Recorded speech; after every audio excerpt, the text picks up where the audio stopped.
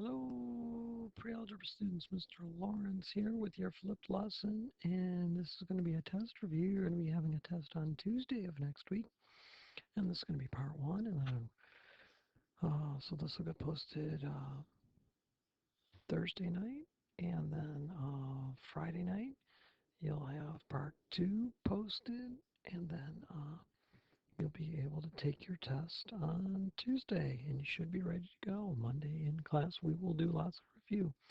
Lots of practice. All right. So let's first of all practice graphing here. We're going to go way back to the 3-point table. Got to make sure you know how to do that. Remember, that's where I'm going to choose some X's, right? And then I'm going to figure out some Y's. And so Y. All right, remember I told you 0 is a super smart choice to pick for X. And I'm going to solve by saying Y equals 3 times 0 plus 2. So then Y is going to equal 0 plus 2, which is better said as 2. So 0, 2 is a point on my graph. 0, 2, right? And I am going to plot 0, 2 right there. Okay. Then I need a new coordinate, and in this case there's a lot of good choices. I'm going to go ahead and pick 2. I'm going to do Y equals 3 times 2 plus 2, which means that Y is going to equal 6 plus 2. So Y is going to equal 8. So 2, 8 has to be on my graph, which is right there. Okay, I'll extend my lines down here. And this time I'm going to put negative 2 in. And again, I have lots of choices there. I could have picked up just about any number. Some numbers are harder to work with than others. But I'm going to get negative 6 plus 2. So Y is going to equal negative 4. So my point is at negative 2, 1, 2, 3, 4. All right. And that means that my line, something's wrong. There we go. My line is going to look like that. There it is. It's that simple. All right. So then we learned how to graph using slope-intercept form. And remember, when we're in slope-intercept form, we have an equation that looks like this. Y equals mx plus b. And remember, the y must be alone. When the y is alone, this here is my y-intercept. Okay? And this here is my slope. And remember, I like my slope to be a fraction. So on this red one, my y-intercept occurs at 0, 4. 1, 2, 3, 4, right there. And then my slope is a negative 1/2. So I'm going to go down 1, run 2, down 1, run 2, down 1, run 2. It's going to look like that. All right. So we're going to go down 1, run 2. And then we're going to go like that. Okay? Now, this only works when y is alone. I'm supposed to graph this one using slope-intercept form. Problem is, y is not by itself. So I'm going to have to do a little bit of math here. I'm going to ask myself, what's keeping y from being alone? Well, it looks like a positive 2. So I'm going to subtract 2 and subtract 2. And when I do that, my left-hand side becomes y. My right-hand side becomes 3x plus 5. Now y is alone. I'm in slope-intercept form. So my intercept is going to occur at 0, 5. And my slope is 3 over 1. So I'm going to go 1, 2, 3, 4, 5. And up 1, 2, 3, right 1. Now I'm on a room. I can go off the graph. I can kind of guesstimate if I want to. But one thing a lot of you don't realize is What happens to my fraction 3 over 1 if I change both signs? Don't I get the same fraction? Aren't these equal to each other? This certainly is a better version, a simpler version, but wouldn't they give me the same thing? If you're not sure, check it on a calculator. Well, I'm going to go from this point right here, and I'm going to go down 1, 2, 3, and back 1.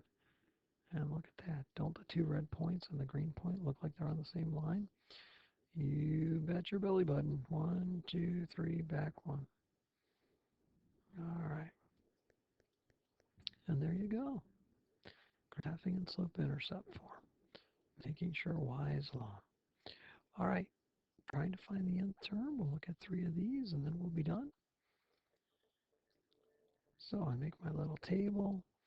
I get rid of these little points because they're in my way. And I'm going to put in the numbers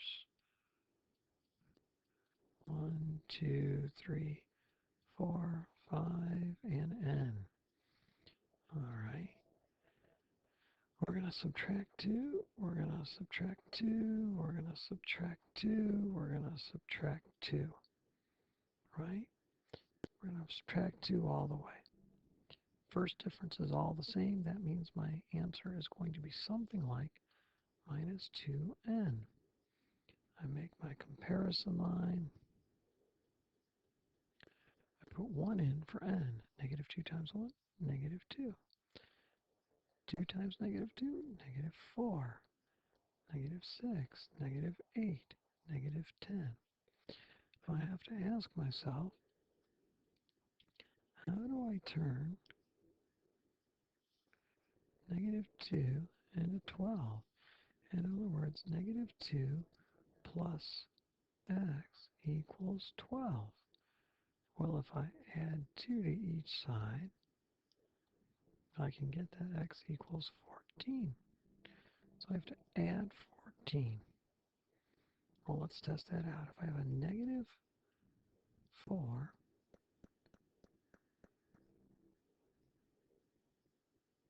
hold on 1 second. I have a silly mistake here, don't I? That's a 10, not a 12. And so that's adding 12. Sorry about that, ladies and gentlemen. Plus 12. I knew something didn't look right. If I take negative 4 plus x, and that has to equal 8. Well, to get x alone, I'll add 4. And look at that, x is going to equal 12. I add 12. Negative 6 plus 12 is 6. Looks like I'm adding 12 every time. My nth term is negative 2n plus 12. All right, let's check out this one here, number 5.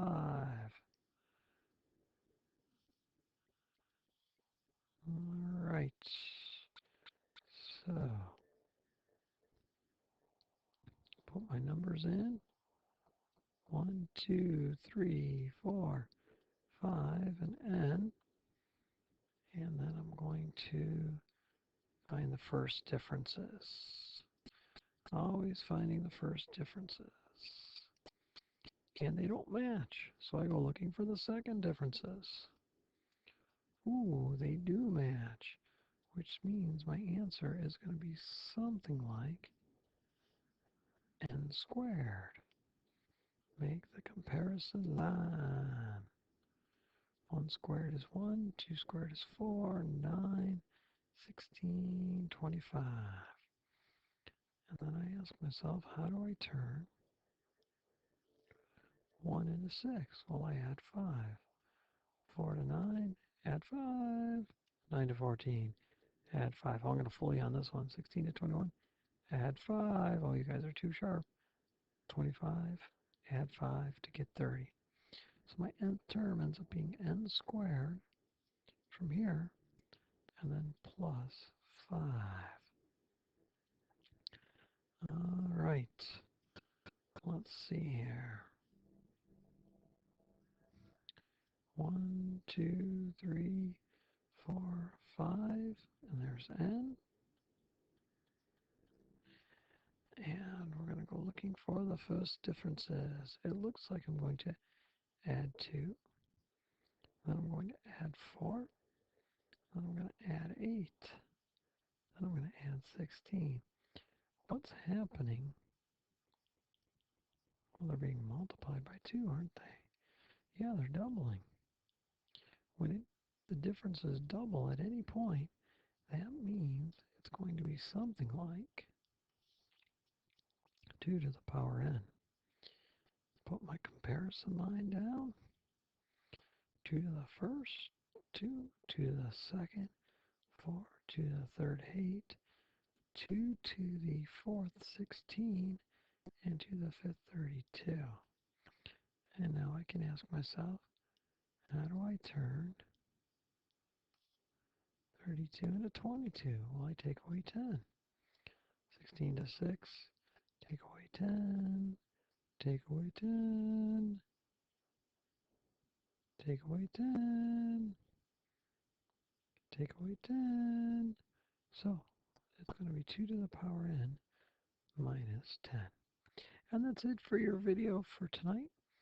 We'll see you tomorrow. Mr. Lawrence signing off. Good night, everybody.